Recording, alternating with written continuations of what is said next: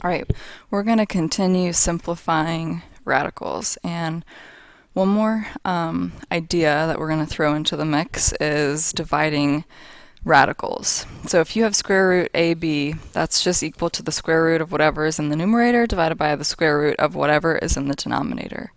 So if I look here at this example, example 7, I can split this up. This is the same thing as root 36 over root 49. So if I start there, root 36 over root 49, hopefully you see what you can do to simplify that. That would just be 6 over 7.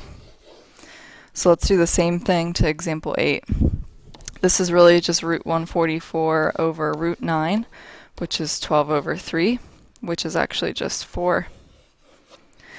And then the last one, this one is a little bit different. What I'm going to do before I take the square root of the numerator and denominator, I'm actually going to simplify underneath the radical. So right now I have this 8x cubed divided by 50x. And so there's a common factor of 2 in the numerator and denominator. So this will go to 4, this will go to 25.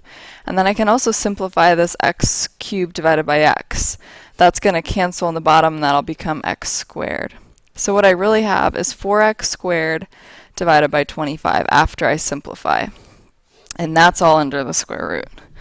So now what I'm going to do is split this up. That's just root 4x squared divided by root 25, which you should see that's 2x divided by 5.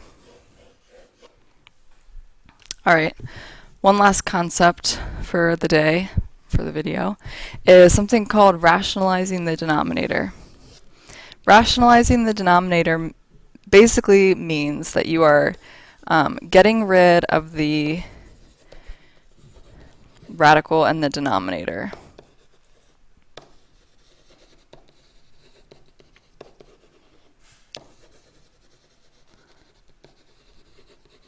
All right, so what I'm going to do, and you're going to do the same thing for each one. Whatever you see in the denominator, like if it's root 4, root 3, in this case we have a root 7, you're going to multiply the numerator and the denominator by root 7. Now this is completely legal because that's really just 1. I'm not changing the value of root 3 over root 7. I'm just going to change the way it looks. So when I multiply by root 7 over root 7, and I multiply two fractions here, you're going to multiply across, and so that's going to be root 3 times root 7 all over root 7 times root 7. So that's just multiplying fractions there. Now I'm going to use my multiplication property of radicals that says I can multiply these two in the numerator together, and that's just root 21, which is 3 times 7. And in the denominator I have root 49, which is the 7 times 7. But hopefully you see what's going to happen here. That 49 underneath the radical will just become the 7. So that, what we just did, eliminated the radical in the denominator. But the value of root 21 over 7 is the same as the value of root 3 over root 7. Like if you typed it in your calculator, they would give you the same decimal. They just look different. So let's do the same idea for example 11. So I've got root 5 over root 3. I'm going to rationalize this by multiplying by, again, whatever's in the denominator, in the numerator and denominator. And again, I'm not changing anything, I'm just multiplying by 1. So I'm going to multiply across with my fractions here. So that's going to give me root 15 over root 9. I'm going to multiply the 5 times 3 and then the 3 times 3. So that gives me root 15 over 3. So again, I've gotten rid of the radical and the denominator, and that's what rationalizing means, getting rid of the radical in the denominator. Okay, this next one threw in a variable, but you still do it the same way. So if you want to get rid of the root 2n in the denominator, you're going to multiply by root 2n in the numerator and in the denominator. Multiply across, you're going to get root 12n in the numerator and root 4n squared in the denominator. Okay, when